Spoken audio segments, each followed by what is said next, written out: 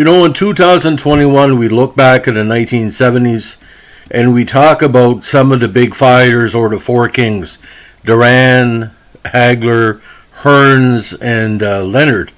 But this guy was just as popular at the time, a very handsome man, very smooth fighter. Was as popular as his hometown country of Mexico as he was worldwide. He was a world welterweight champion, probably at the time, again, the most complete fighter that we saw in the welterweight division. Just some bad luck led to him retiring from boxing. Later made a comeback, but his legacy will never be forgotten. So today we're going to talk about Mexico's own Carlos Palomino. What a great name for a fighter. It's almost like a toreador of the ring. Now, born August 10th, 1949, 5'9", best weight was around 145, 146. He is currently one of the youngest members of the International Boxing Hall of Fame. When I say that, when he retired, he made a comeback, but he was being considered for that before his comeback. So technically, he's still one of the youngest of his era to be considered. Now, he's also been an acclaimed actor who's been featured in several shows and films, including an infamous episode of Taxi with Tony Danza. Now, very, very popular in Mexico, very, very popular in the Maritimes, and of course, Southern California, where he had a majority of his fights.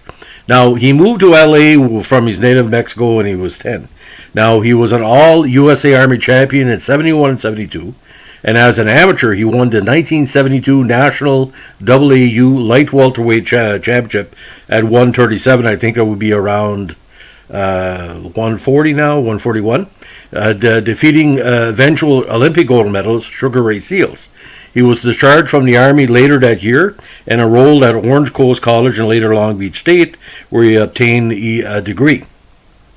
Now, in 1972, his California reputation was starting to build, having a lot of the fights there, and again, he became kind of a Latino star, just like Fernando Valenzuela was in the early 80s.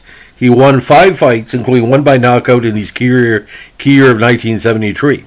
Now, in 74, with an increase of recognition, came a rise in the quality opposition.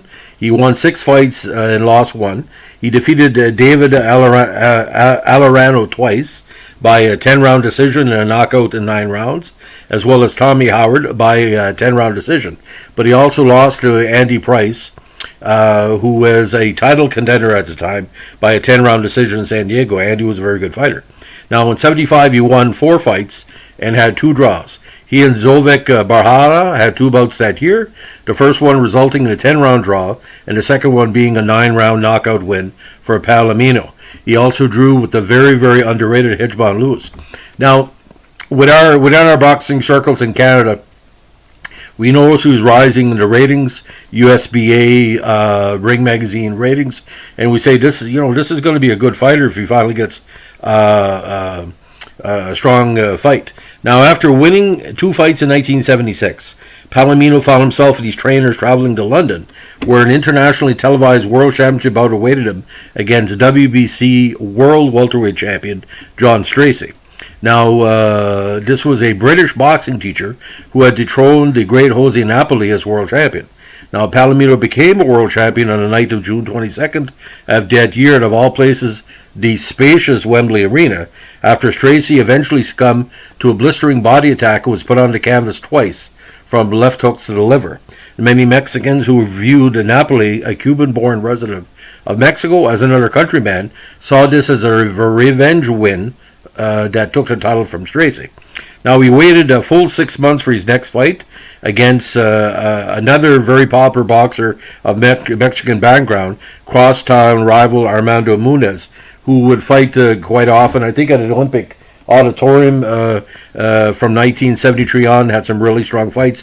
Some of this was televised on local television as well. So this was a kind of a fight between the TV heroes in that part of the States at the time.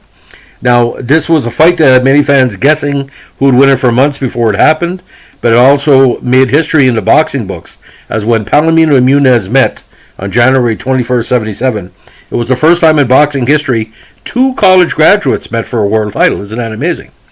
Palomino had earned a degree in recreation administration from Long Beach, while Muniz had graduated from Cal State LA, where he majored in Spanish and minored in math, and was working toward a graduate degree in administration. Now, Palomino and Muniz, now a high school teacher in California, fought what the ring boxing the 20th century has described as one of the best fights of 1977, and that was high praise because 77 was a great year for boxing, ladies and gentlemen. After 14 rounds, all three judges had a fight tied on their scorecards, but Palomino scored 2 knockdowns in the 15th, because back in the day we would go 15 rounds, and he retained the world title by knockout in that 15th stanza. Now, a return to London resulted in an 11-round victory over the very underrated Dave Boy Green, after which he defended against Evaldo Costa Azevedo and Jose Palacios. Azevedo being defeated by decision in 15 and Palacios by knockout in 13. Now, Azevedo was actually beating Palomino for the first 10 rounds of the fight before Palomino came back. Now, in 78, he defended his crown with a win over Rai Sorimachi by knockout in 7, a knockout in 9 over Muman Motar, and a decision in 15 in his long-awaited return match with Muniz. Now, at the time, De Jesus, Duran, Cervantes, Napoli was still around. Various fighters were Pepino Cuevas. Palomino was one of the golden era for Latino or like Mexican, Puerto Rican extraction. Ring magazine was full of Carlos photos, various interviews in media, great press coverage, Associated Press, Reuters, and he was starting to build up. You knew something was going to happen here, and this is what happened. Now, his championship run ended in 1979, where he traveled to Puerto Rico, where he was defeated on January 13th by hometown boxer the great Wilfred Benitez via a controversial 15-round decision. Now, referee Zach Clayton scored the fight 145-142 for Palomino, but judges Jay Edson and Harry Gibbs disagreed. Edson scored about 146-42 for Benitez, and Gibbs also scored for Benitez 146-143. No disrespect to Mr. Palomino, but I had him losing by 1 round. Very, very close fight. It could have went either way, and a very, very, smooth fight. Both fighters were quite smooth. But Palomino, I think all the tough fights that he had done had kind of caught up with him. His energy wasn't really there. Now, for some reason, in his next fight, Palomino's handlers decided to sign a fight with Roberto Duran, of all people, who was moving up for the lightweight division from 135, 140 to 147. Now, this fight was held June 22nd that year at Madison Square Garden. Now, this was an internationally televised bout as part of the Larry Holmes Mike Weaver World Heavyweight Championship card, and Palomino, despite a strong effort, lost to Duran by decision in 10 rounds, and he announced his retirement from boxing right away. Now, there was some question if he would decide to come back, and ladies and gentlemen, he did come back. Not 5 years later, not 10 years later, not 15 years later, but literally 18 years later. Palomino had kept in good shape, kept in good mental frame of mind at the time. And excuse me a second.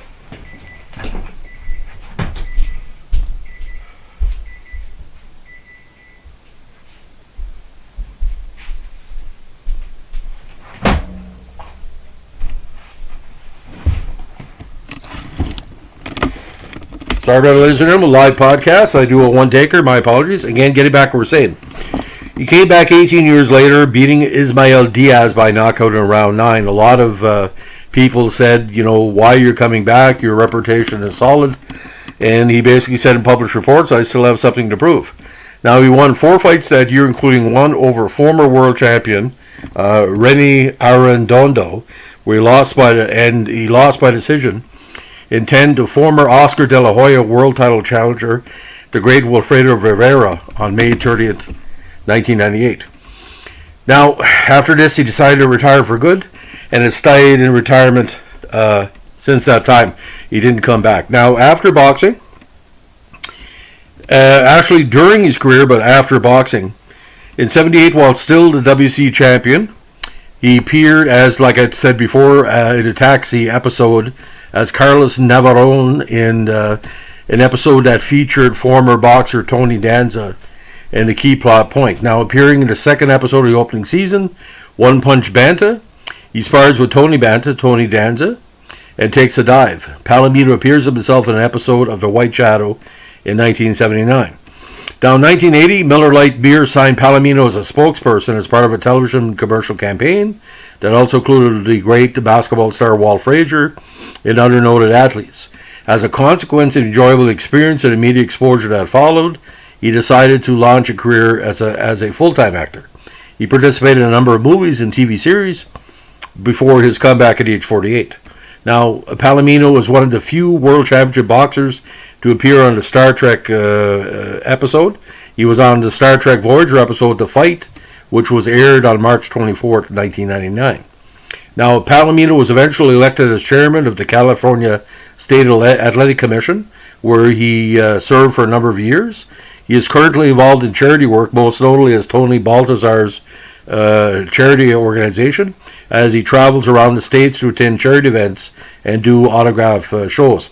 Now, many people have told me he's a very genial gentleman, very good to talk to, and a wealth of information about what I call the welterweight golden era. What a top 10 we had. My God, ladies and gentlemen. You wouldn't believe it unless you lived through it. I lived through it. Every time the Ring magazine would come out, it was like 500 movies in one to see, who would beat who was fighting who. You had fights in LA, England, Canada, the States, all over the place. And the welterweight division, again, the middleweight was strong, light heavyweight, but we had a fascination with the welterweights. Don't forget Canada's Clyde Gray. We got, Pepino was coming up, different people. Anyway, tremendous. Now, Palomino was selected to the International Boxing Hall of Fame in 2004, and it was officially inducted in ceremonies on June 13th. Now, on March 14th, 1980, was one of the few negatives of his career when his younger brother Paul Palomino, a member of the U.S. boxing team en route to Portland for a competition, was killed in an air crash. Now, Palomino ended his career 31 wins, 4 losses, and 3 draws. And again, you look at the only negatives in his career.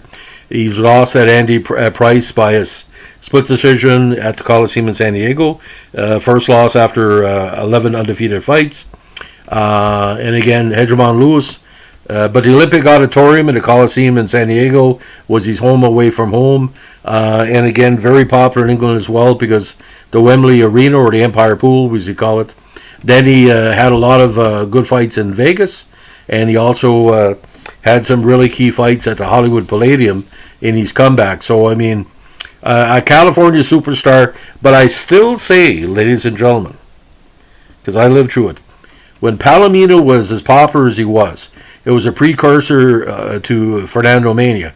Palomino, again, the popularity of Palomino worldwide was very strong, but when Valenzuela came along in 80-81, it came to another level. But Carlos Palomino, handsome guy, genial, the women liked him, the kids liked him, everybody liked him. We in Canada, in the middle of winter, would go and read the World Boxing Magazine or Ring Magazine at our local press location, and to hear about Palomino's success, especially in England, and to bring that title back to the Latino countries, it's quite amazing. So, ladies and gentlemen, you have a chance, go on YouTube, check out the Palomino fights. I think there is a dub of the Duran Palomino fight, and he made the front cover of Ring Magazine in that loss. That's one of the most important boxing photos of that era. But like I said, Duran had to beat the Palominos up there, and Duran was only as good as his opponent sometimes. When he fought a lesser fighter, sometimes he would not be 100%, but against Palomino, boys, oh boys, oh boys. I've never seen Duran work so hard in the middle rounds, because Palomino, in my opinion, was almost impossible to knock out. I don't know if there's any fight where it really was on the verge of being whacked, as we say, because Duran was knocked out by Hearns. Different fighters, look at Pepino Cuevas against Duran, but Palomino, again, those California fighters on the defensive side, You should teach classes how to defend yourself.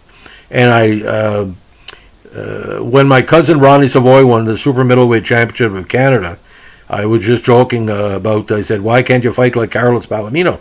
Because, he would take a punch, and he said no one can fight like Carlos Palomino.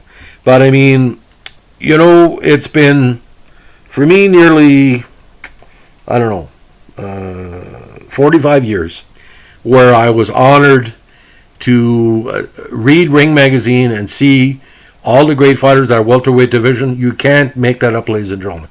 It was like reading a list of the greatest moments of boxing history in one 10 fighter list.